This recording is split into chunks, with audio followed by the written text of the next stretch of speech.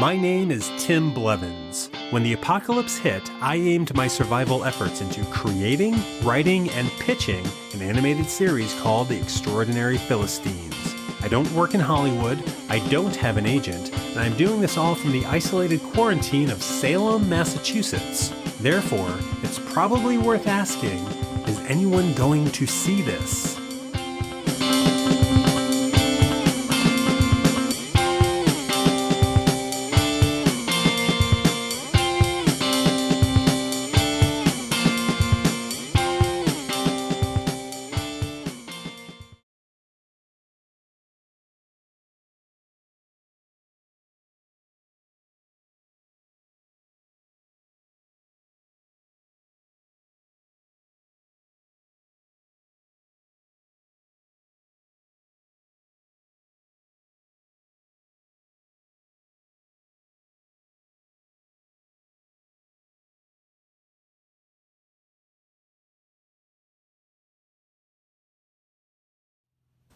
I do have some notes. Yeah? Yeah. This would be a great day to say them. So I have already talked to a bit of a confusing opening, but it's like I almost feel like I would be watching this story of this guy who wants to be a supervillain in some way, become a hero. That's what you expect, or that's what you want from him?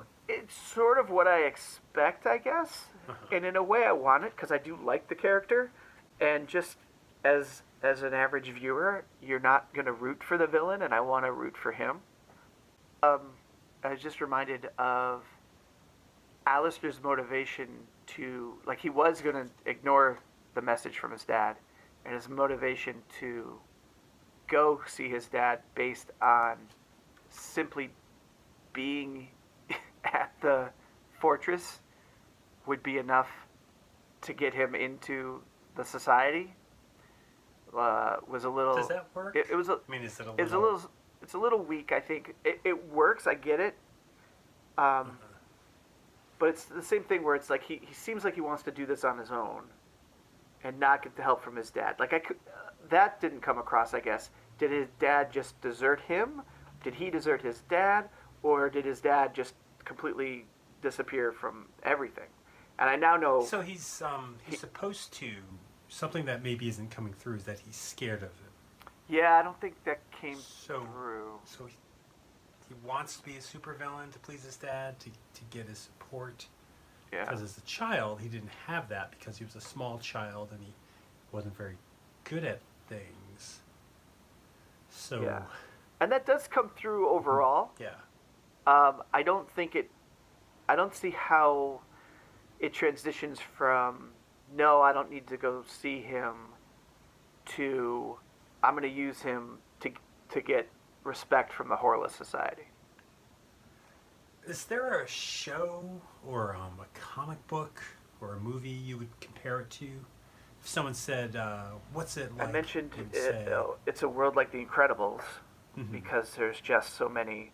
It seems like there's a plethora of superheroes. You mentioned multiple heroes and villains in the dialogue, even though we only see like maybe 4 or 5. It sounds like just the way that's being talked about, there's just so many.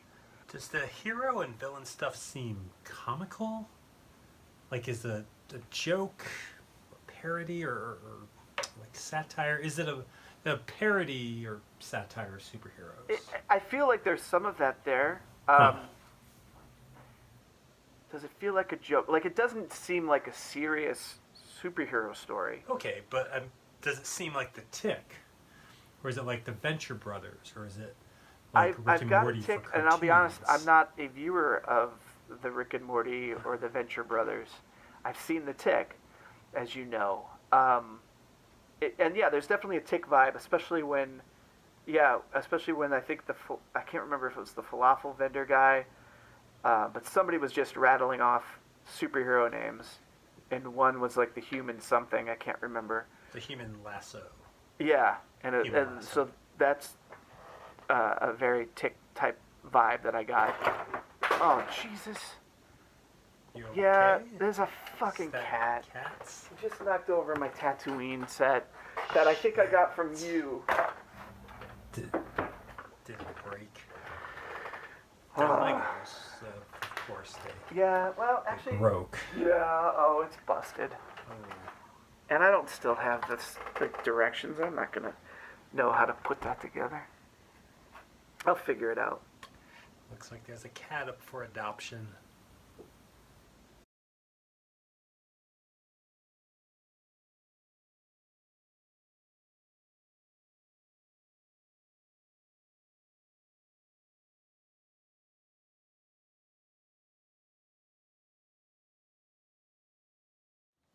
That was a good first impression, and it's my ego talking, because I mean my impression of sharing this.